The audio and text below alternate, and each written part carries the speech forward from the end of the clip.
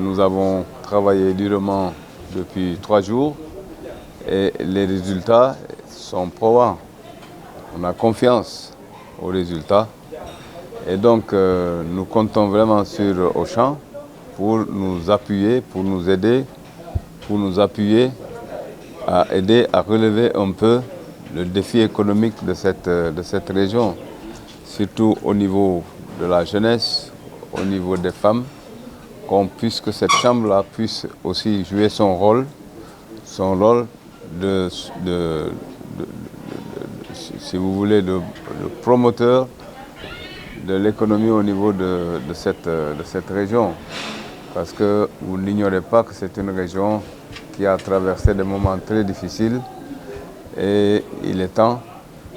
que nous pensions à cette région et que nous pensions aussi à sa population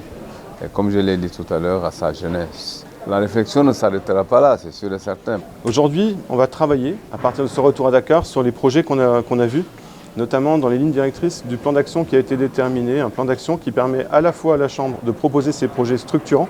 et à Eurocham d'apporter un soutien logistique vis-à-vis des porteurs de projets, notamment en termes de financement, notamment en termes de formation et notamment en termes d'appui et de diffusion de ces projets. Donc les grandes lignes aujourd'hui sont le travail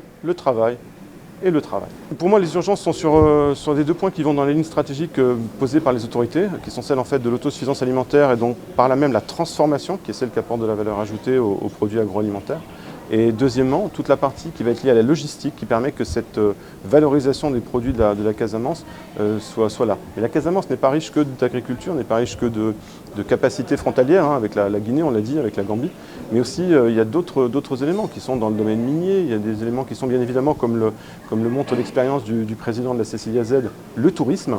Donc la Casamance aujourd'hui,